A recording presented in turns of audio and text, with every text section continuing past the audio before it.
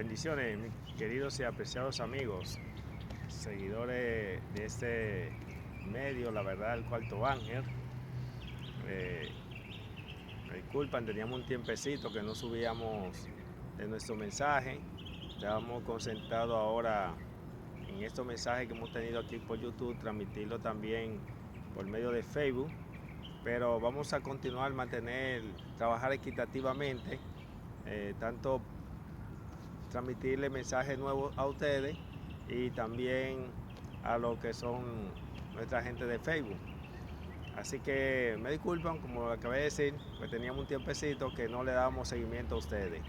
Así que a partir de esta ocasión vamos a estar con más frecuencia subiendo mensajes y reflexiones para cada uno de ustedes.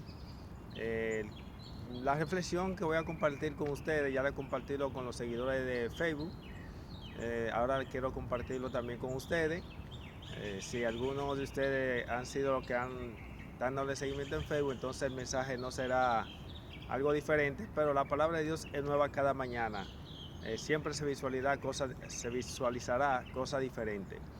Así que en esta ocasión quiero compartir con ustedes lo que es el libro de Efesios, capítulo 6, verso 12. En el libro de Efesios 6:12 es un versículo muy conocido por cada uno de nosotros. Dice allí lo siguiente, leo versión pechita: porque su lucha no es contra carne y sangre, sino contra principados, contra gobernantes y contra los poseedores de este mundo de tiniebla y contra los espíritus malignos que están bajo los cielos. Así que la palabra de Dios nos expresa en el libro de Efesios 6:12 que nuestra lucha no es contra sangre ni carne, sino contra la potestad de la tiniebla. Le voy a decir algo que yo sé que le va a ser un poco chocante, lo que voy ahora a expresar, pero también se lo voy a explicar para que no se me vaya para atrás. Permítame decirle que lo que dice este texto bíblico, que nuestra lucha no es contra carne ni sangre, sino contra principados, potestades de la tiniebla, etcétera, etcétera. Eso es una verdad y una mentira al mismo tiempo. Y usted dirá, ¿cómo? Sí. ¿Por qué? Porque eso va a depender en el contexto que usted lo vea o interprete el texto bíblico.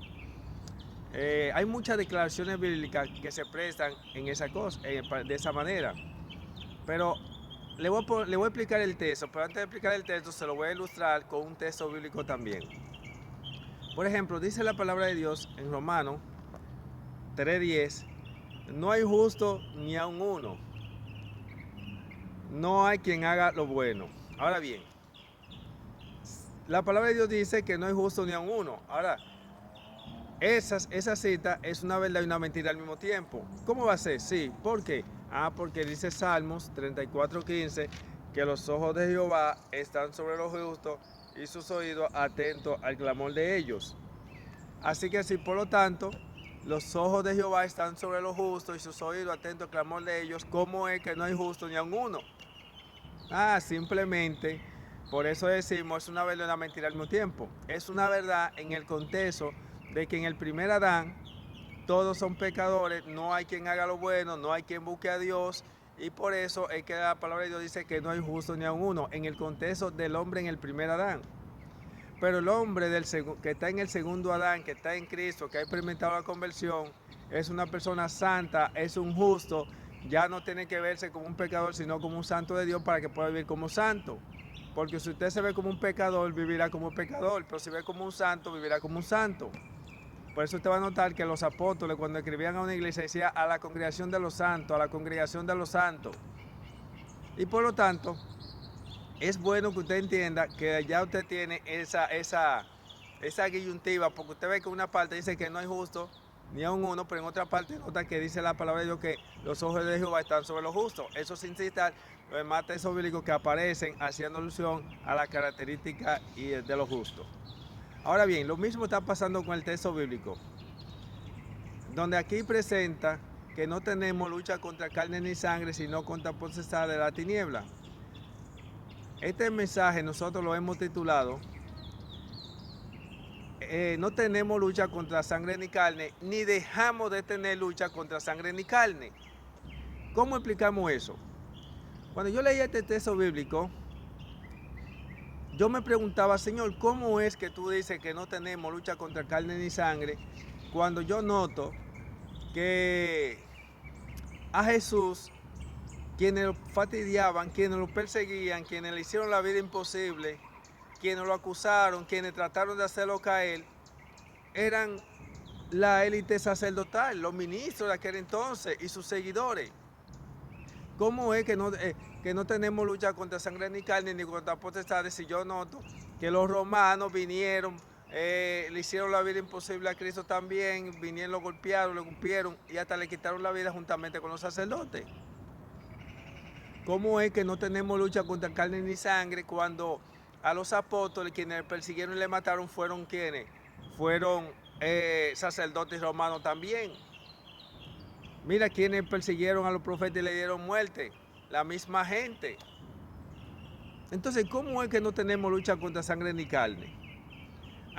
Lo que sucede es que la palabra de Dios presenta que Satanás es un cobarde y Satanás no se presenta de manera directa. El diablo toma a sus agentes y entonces la actúa a través de lo suyo. Por eso usted podrá entender entonces que nuestra lucha no es contra sangre ni carne, ni deja de ser contra carne ni sangre. Porque resulta ser que el diablo y los suyos son uno, y como ellos son uno, entonces el texto bíblico se concentra más en la parte intelectual, que es el que obra, que en la carne, porque dice la palabra de Dios que la carne para nada sirve. Esto es muy importante que prestemos atención a esto, porque todos nosotros, los seres humanos, somos guiados y dirigidos por el Espíritu Santo o por el diablo, por uno de los dos. Nosotros simplemente tenemos la elección, tenemos la libertad de tomar la elección, quién va a tomar el control de nuestra vida. Y en toda nuestra trayectoria, en nuestra vida, en lo que hablamos, hacemos, hay alguien que gobierna y dirige nuestra vida.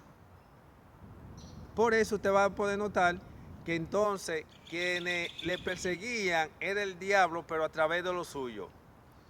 Hay algo que quiero decirle a ustedes, miren, hay personas que dicen, en la iglesia hay personas que no maduran, que no avanzan.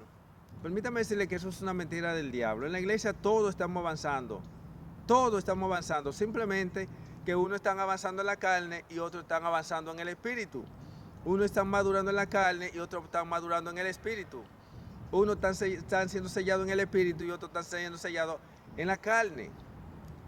Y es una parte que quiero que le preste atención, porque yo creo que usted sepa que cuando una persona es sellada, es una persona que no razona con la parte contraria. Usted no nota que Jesús no razonaba con los sacerdotes, eran los sacerdotes que tenían que traer razón con Cristo. Pero resulta ser que los fariseos y sus seguidores tampoco razonaban. Ellos querían que fuera Cristo que razonara en el lineamiento de ellos. Usted no nota que los apóstoles, cuando tenían el sello de Dios, no razonaban con los sacerdotes. Eran los sacerdotes que tenían que razonar con los apóstoles. Pero resulta ser que como los apóstoles tenían el sello de Dios y los sacerdotes y sus seguidores tenían el sello del diablo, entonces ninguno entraban en razón. ¿Por qué? Porque un sellado del diablo no razona y un sellado de Dios no razona. ¿Por qué? Porque es una persona que está formada y está sellada en un lineamiento. Y el que está sellado por el Espíritu está en un lineamiento, el que está sellado por el diablo está en otro lineamiento. Y cuando ya llegó ese sello, eso es terrible. Eso es cuando la persona llega a la madurez, a un sello. Por eso usted va a notar que ahora hay un conflicto entre el bien y el mal. Si yo le digo, no tenemos lucha contra sangre ni carne, pero ¿quiénes son los que te critican en la iglesia? ¿Quiénes son los que hablan mal de ti? Y aún fuera de la iglesia, en el trabajo. Entonces tú notas que tú no ves al diablo y sus ángeles haciendo esa obra, sino tú notas que son los seres humanos. Pero lo que sucede es que como ellos son guiados por el enemigo, por eso actúan de esa manera. Este mensaje es importante tomarlo en cuenta. ¿Por qué? Porque el evangelio es algo que es muy delicado. El evangelio es una vida de negación, sufrimiento y muerte. Y como el Evangelio es un asunto de anegación, sufrimiento y muerte, resulta ser que el que está en paz con Dios no tendrá la paz en el espíritu, porque el diablo se encargará de querer hostigarte. Y el que tiene la paz en la carne, entonces no se siente bien porque le molesta y le da envidia la paz que tiene el que tiene la paz en el espíritu. Porque nosotros no podemos disfrutar de las dos paz. Si usted disfruta la paz en el espíritu, no disfrutará la paz en la carne, porque tendrá a lo de la simiente del diablo contrario. Y si usted tiene entonces la paz en la carne, no va a poder disfrutar la paz en el espíritu. Eso es algo que es bueno que usted lo tenga claro. Siempre habrá una deficiencia, una inquietud. ¿Por qué? Porque habrá alguien que va a procurar de hostigarte y hacerte la vida imposible. Es bueno que se entienda que hay un conflicto entre el bien y el mal, lo de la simiente de Dios y lo de la simiente del diablo.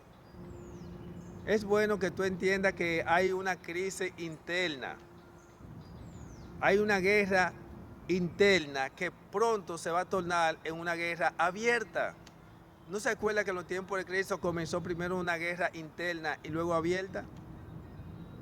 Así que observe lo siguiente.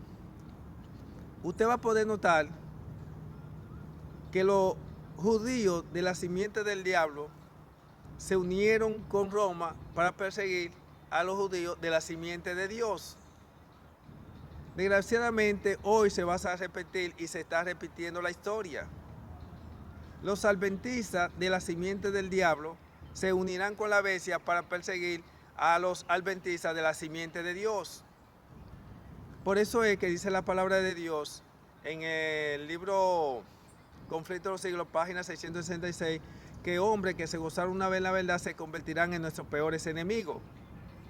Pero voy a citar el texto de una manera más clara, más textualmente. Dice que hombres que se gozaron una vez en la verdad abandonarán la fe, irá a engrosar la fila de la oposición para armar la persecución.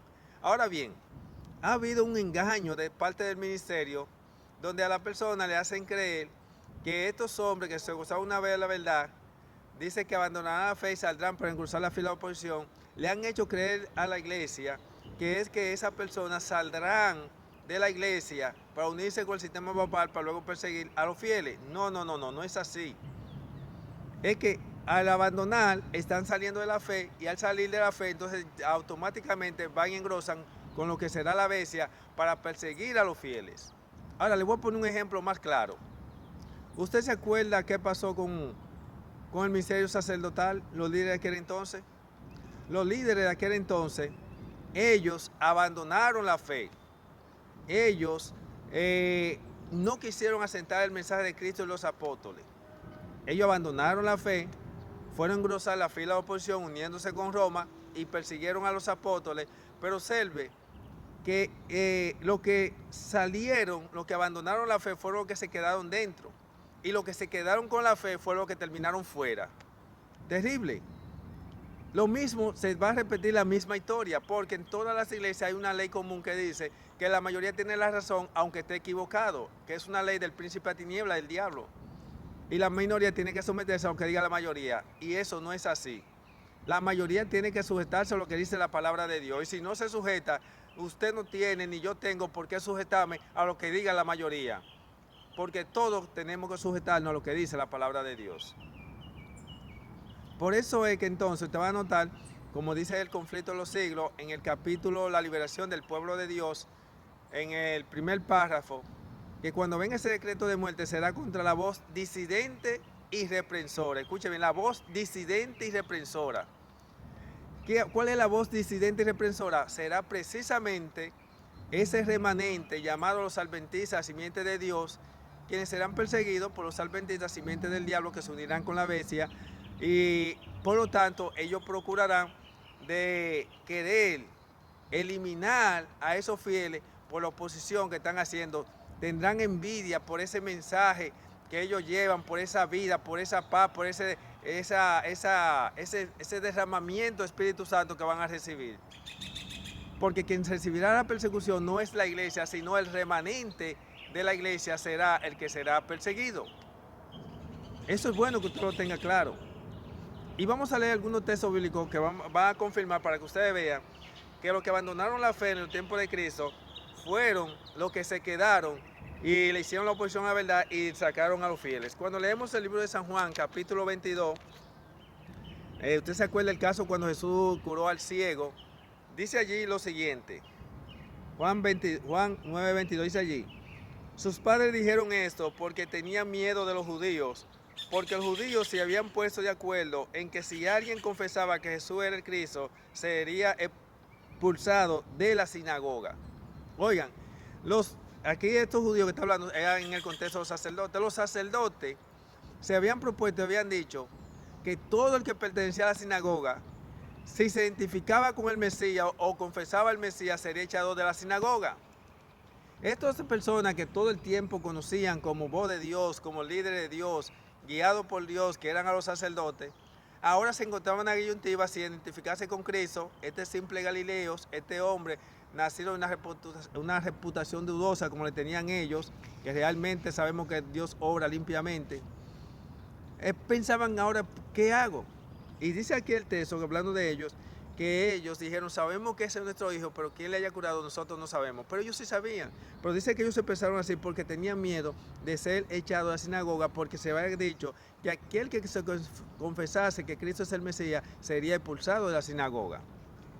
Entonces estamos mirando que los que abandonaron la fe fueron los que se quedaron, porque los sacerdotes fueron los que se propusieron que fueran echados todos los que se identificaran con Cristo. Pero tenemos otro texto más que queremos compartir con ustedes. En el mismo libro de Juan, capítulo 12, verso 42, mire qué dice la palabra de Dios. Y creyeron también en él muchos de los gobernantes, pero no lo confesaban a causa de los fariseos, para no ser expulsados de la sinagoga. Es decir, miren aquí cómo muchos de los gobernantes llegaron a creer. Ahí tenemos, por ejemplo, el caso de José de Arimatea, Nicodemo, que ellos por un tiempo llegaron a ser seguidores de Cristo secretamente, pero cuando la cosa se puso recia, entonces lo confesaron públicamente y tuvieron que terminar fuera, porque ya ellos no aguantaban las cosas que estaban mirando dentro del mismo ministerio. Miren, José de Arimatea y Nicodemo terminaron fuera. José, más adelante Pablo también, cuando se encuentran con Cristo, lamentablemente ya no era aceptado por el ministerio. Entonces está mirando que lo que abandonaron los hombres que se gozaron una vez en la verdad, que abandonaron la fe, salieron para engrosar la fila de oposición que fue contra Roma para perseguir a Pablo, a Nicodemo y a toda esta gente. Y le dieron muerte. Es para que no te dejes engañar, para que tú entiendas que en la palabra de Dios se expresa claramente que nuestros peores enemigos son los de adentro. Nuestros peores enemigos no son los católicos, no son evangélicos, no es el mundo protestante. Es verdad que ellos son enemigos de la verdad, no lo descartamos, pero no son los peores. Los peores, la palabra de Dios presenta y el don profético, como estamos citando, es adentro que están. Y por eso tenemos que cuidarnos. Por eso usted va a notar que la iglesia no va a recibir persecución. La iglesia no será perseguida. Quien será perseguido es un remanente de la iglesia, que terminará siendo echado fuera y le llamarán la voz disidente y reprensora. Así lo expresa la palabra de Dios en el conflicto de los siglos, la liberación para el pueblo de Dios, primer párrafo. Es fuerte lo que está pasando. Entonces, ¿cómo es que no tenemos lucha contra sangre ni carne? Vuelvo y les repito, no tenemos lucha contra sangre ni carne, ni dejamos de tener lucha contra carne ni sangre. Lo que sucede es que al ellos hacerse uno con el diablo, entonces ya Dios lo toma en cuenta, pero hace más alusión a la cabeza, a la que es el intelectual. Y como por ejemplo, yo puse el ejemplo en nuestro mensaje anterior, es como un narcótico quiere destruir una banda de delincuentes, pero ellos se interesan más en el cerebro que en la banda en sí, porque si acaban con el cerebro de la banda, pues se deshace la banda. Eso pasa con el texto. Dios se concentra más en hablar con respecto a lo que es quienes usan a los instrumentos que en el instrumento en sí. Y es bueno que usted entienda esto, mi amigo, porque estamos en tiempo de crisis. Es bueno que tú entiendas que si tú eres de los fieles que está dentro de la iglesia, tú no eres de los apóstatas, que está apoyando la sinvergüenza de la iglesia, si tú no eres de aquello que la luz que Dios le da la esconde, sino que la proyecta, pues permíteme decirte, no dudo de que tú seas una persona que está siendo marginado, que no te toman en cuenta, no te quieren dar puesto, y al fin y al cabo va a terminar fuera, te guste o no te guste. ¿Acaso no pasó lo mismo? Los reformadores de la Edad Media fueron perseguidos por los sacerdotes. ¿Y cómo es que no tenemos lucha contra carne ni sangre si fueron los sacerdotes que vinieron y le mataron? Y miren cómo tuvieron que salir de las iglesias que amaban. Mira los apóstoles cómo tuvieron que salir de las iglesias que amaban.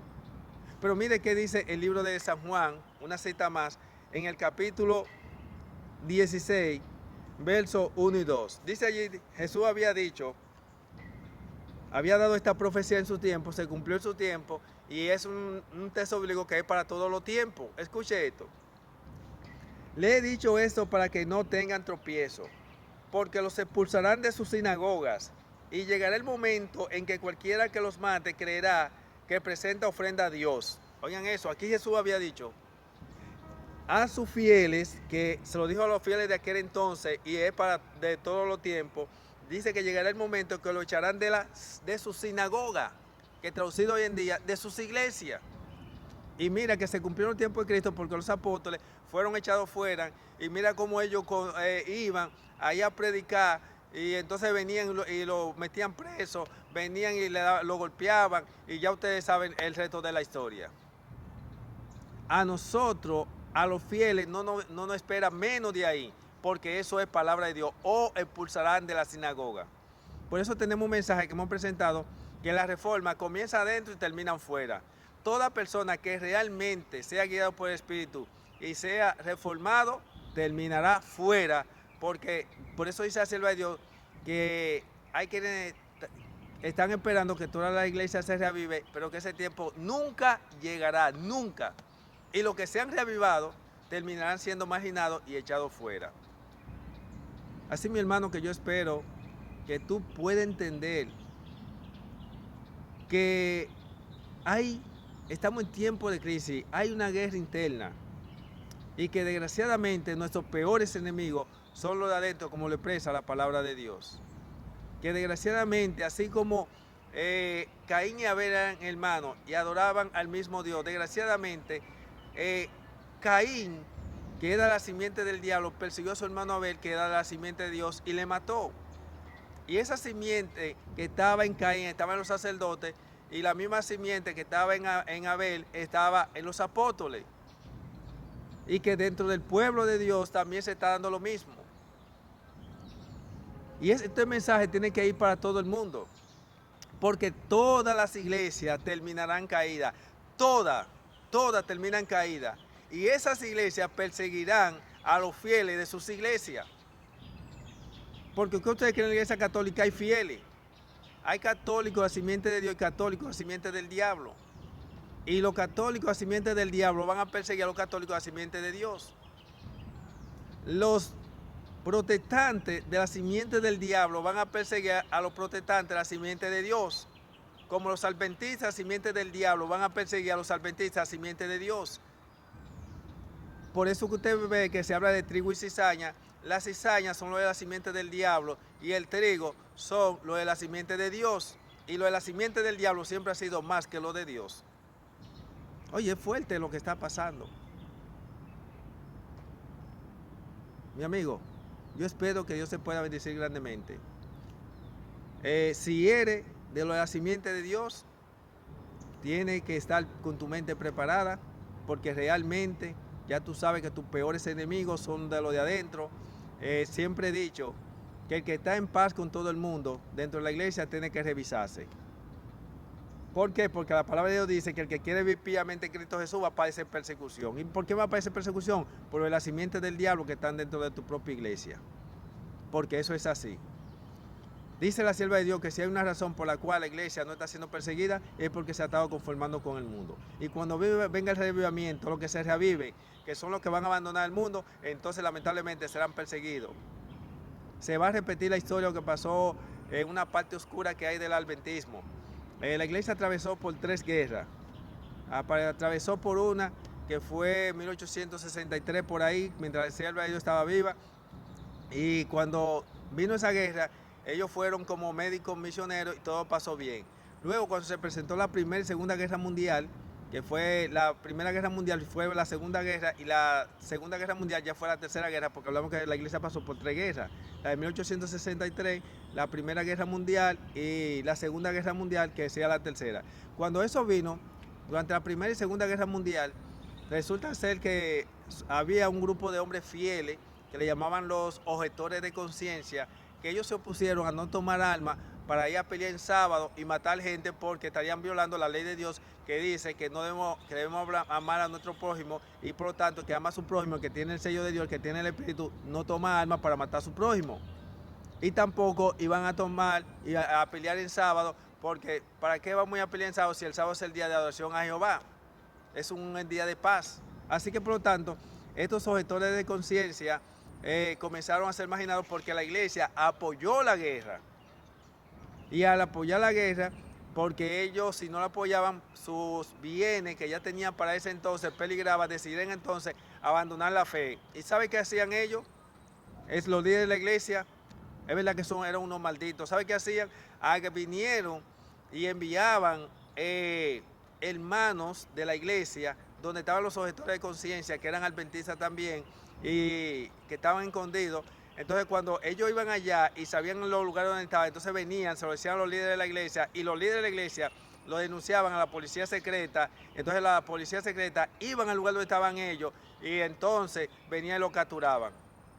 O sea, se repitió la historia que había pasado en el pasado con personas que en la Edad Media se había repetido esa historia, y en los tiempos apóstoles pasó eso. De la misma manera, la historia se va a repetir una vez más. Y ahí es que surge lo que nosotros conocemos hoy en día, la iglesia de la Reforma. Que dicho sea de paso, de reformado no tiene nada más que el cacarón, la apariencia. ¿Y por qué lo digo? Ellos se llaman iglesia de la Reforma porque salieron de la iglesia que se reformó de la verdad para el error. En la iglesia, ustedes no notan, en la iglesia adventista ha estado viendo reforma y cambio, muchas reformas están viendo en la iglesia, pero son reformas de la verdad hacia el error. Y como esa reforma había iniciado, por eso salieron entonces esos objetores de conciencia, pero resulta ser que eso que se llama reformadores, Dios, la sierva de Dios había dicho que hacía falta una reforma, pero ellos no han hecho ninguna, porque se quedaron estáticos precisamente con lo que tenían. Porque muchos se confunden con esta gente y creen que ellos se llaman iglesia de la Reforma porque son reformados. No porque son reformados, fue porque ellos salieron de la iglesia que se reformó de la verdad para el error y se quedaron con lo que tenían. Porque si hubiesen cambiado, ya ellos se hubiese derramado el Espíritu Santo donde ellos, hubiesen trastornado el mundo y Dios hubiese hecho su obra. Y van cada día de mal en peor. Así que por lo tanto, así como se repitió ese caso, que miren cómo la simiente del diablo los adventistas simiente del diablo persiguieron a los adventistas simiente de Dios en aquel entonces, durante la Primera y Segunda Guerra Mundial, la historia se continuará repitiendo como siempre ha sido. Así, mi hermano, yo espero que Dios te pueda bendecir grandemente. Hay que estar preparado. Es bueno que tú entiendas que los peores enemigos dentro que están, así lo expresa la Biblia, el don profético, y que por lo tanto tiempos angustiosos van a acercarse, que es lo que se llama el tiempo de angustia de Jacob. La ley dominical será la señal visible de la salida. Por eso Dios está esperando, está sellando lo suyo, para que una vez que Él haya sellado lo suyo, entonces va a permitir que la ley dominical sea establecida oficialmente, y la ley dominical será la señal de una puerta abierta y una puerta cerrada. Y entonces los de Dios serán confirmados con el derramamiento de la lluvia tardía. Así que bendiciones. Espero que tú seas parte de lo que es el remanente de Dios. Recuerda que la iglesia fracasa, pero un remanente de iglesia triunfará, y esperamos que tú seas del remanente que saldrá triunfante, aunque siendo perseguido por la simiente del diablo. Bendiciones y será hasta la próxima. Bye.